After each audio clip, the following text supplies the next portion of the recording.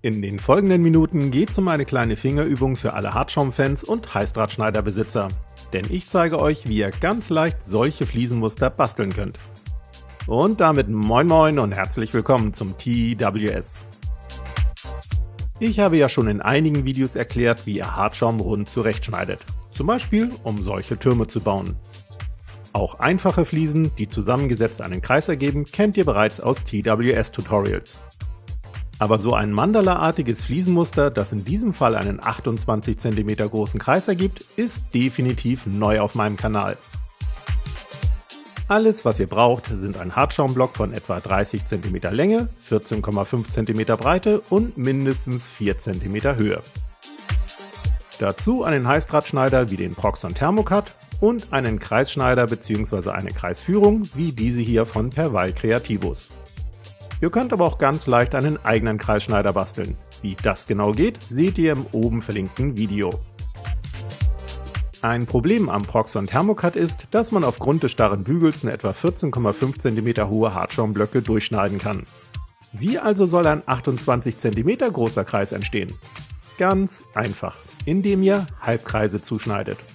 Oder bei noch größeren Durchmessern dann zum Beispiel Viertelkreise. Als erstes brauchen wir aber eine Schablone. Zeichnet dafür auf der Blockoberseite eine Linie in etwa 0,3 cm Abstand zu einer der 30 cm langen Kanten ein und markiert den Mittelpunkt.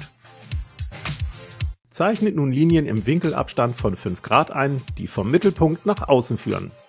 Das muss übrigens nicht hundertprozentig exakt sein, aber ein Geodreieck solltet ihr schon benutzen.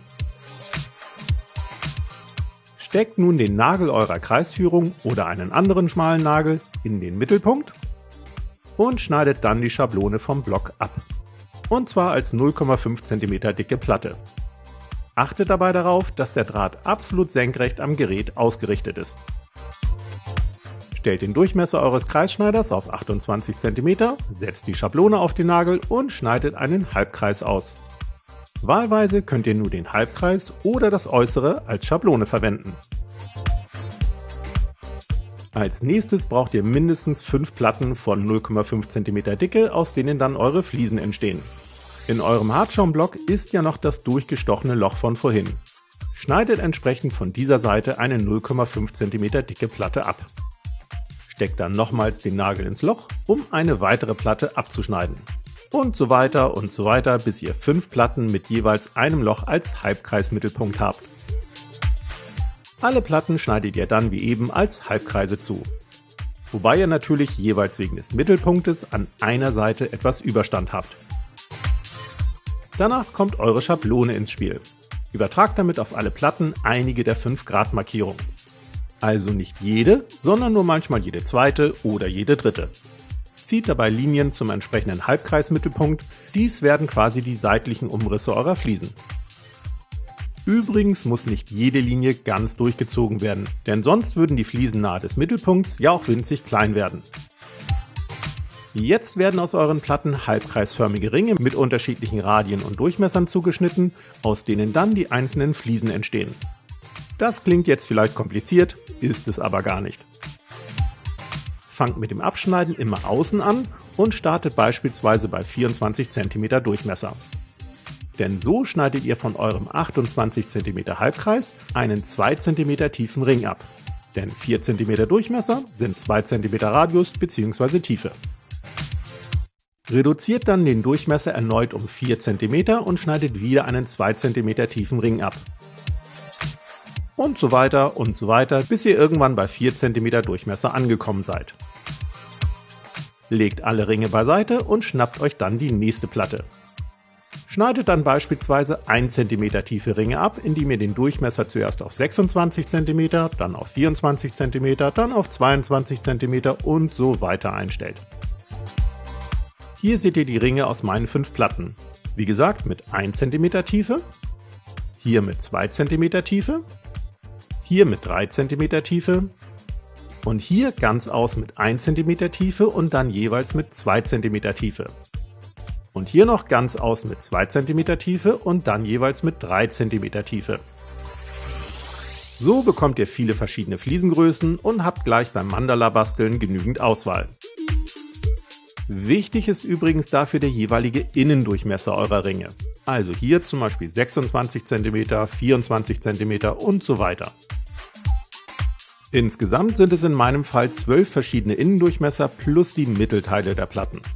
Beschriftet euch nun am besten 12 Boxen und sortiert die Ringe entsprechend ihrer Innendurchmesser, damit sie nicht durcheinander kommen. Damit die größeren Ringe in meine Boxen passen, habe ich sie teilweise schon mal entlang einer Linie durchgeschnitten. Und damit geht's nun auch Box für Box weiter. Schneidet die Ringe entlang der eben eingezeichneten Linien durch, um unterschiedlich breite Fliesen mit jeweils demselben Innendurchmesser zu erhalten. Und wenn euch die Linien mal zu eng beieinander erscheinen, markiert euch diese Seite als spätere Unterseite und schneidet den Ring bei einer Linie eurer Wahl durch. Apropos Schneiden, achtet stets auf eine scharfe Klinge, damit der Hartschaum nicht einreißt. Bei einigen Innendurchmessern habt ihr ja unterschiedlich tiefe Ringe, was euch gleich noch mehr Auswahl fürs Basteln beschert. Hier zum Beispiel meine Boxen mit Fliesen von 22 und 24 cm Innendurchmesser. Anschließend reibt ihr die Fliesen Box für Box einige Sekunden zwischen euren Händen, um sie zu verwittern und deren Kanten abzurunden. Danach geht's ans Aufkleben. Da ich noch kein passendes Projekt für die Fliesen habe, klebe ich sie einfach nur auf ein 3 mm dünnes Stück Schaumpappe auf. Zunächst wird der Mittelpunkt markiert, um dann mit einem Zirkel einige Hilfskreise entsprechend der Flieseninnendurchmesser einzuzeichnen. Das müsst ihr nicht unbedingt machen, aber so habt ihr beim Aufkleben eine zusätzliche Orientierungshilfe. Übrigens solltet ihr euren Untergrund dunkel streichen, damit später nichts Helles durch die Fugen blitzt. Ich habe das hier absichtlich nicht gemacht, damit man die Hilfskreise vom Zirkel besser vor der Kamera sieht. Außerdem beschwere ich die Ecken, damit sich die Pappe nicht durch den Leim verbiegt. Los geht's in der Mitte mit den Mittelstücken von 4 und 6 cm Durchmesser. Das letzte Stück müsst ihr wahrscheinlich auf Maß zurechtschneiden, damit es genau hineinpasst. Macht dann mit den Fliesen am 4 cm Durchmesserrand weiter und dann mit den Fliesen von 6 cm Innendurchmesser. Sobald alle Fliesen eines Innendurchmessers aufgeklebt sind, fahrt mit den Fliesen des nächsten Durchmessers fort. Damit dabei ein möglichst unregelmäßiges Muster entsteht, variiert ständig die Tiefe und Breite eurer Fliesen und sorgt dafür, dass möglichst keine allzu langen, durchgehenden Fugen entstehen. Ja, das ist etwas Puzzlearbeit, aber irgendwie auch sehr entspannt. Fast wie Mandalas ausmalen. Danach kann es dann auch schon an die Bemalung gehen. Zum Beispiel mit einem Schiefergrau als Grundfarbe, bei dem ein Spritzer Leim nicht fehlen sollte, um den Hartschaum zu festigen. Wenn ihr übrigens zuerst nur die Mitte bemalt und trocknen lasst, könnt ihr sie anschließend beschweren, um danach den Rest zu bemalen. Das Gewicht in der Mitte verhindert erneut, dass sich die Platte wölbt. Es folgt ein dunkelgrauer Wash, in den ich etwas braunen Wash für einen Nass-in-Nass-Verlauf tupfe. Wie ihr eigene Washes anmischt, erkläre ich im oben verlinkten Video. Ansonsten kann ich euch diese Washes empfehlen. Ist alles getrocknet, wird trocken gebürstet. Und zwar mit der Grundfarbe, die mit einem Hellgrau nach und nach aufgehellt wird. Bürstet kreuz und quer und gerne etwas unregelmäßig über die Fliesen, bis ihr mit dem puren Hellgrau letzte Akzente setzt. Danach wäre dieser Mandala-Fliesenkreis auch schon spielbereit. Viel Spaß beim entspannten Fliesen nachbasteln und meditativen Aufkleben. Wir sehen uns dann tiefenentspannt nächsten Freitag. Bis dann.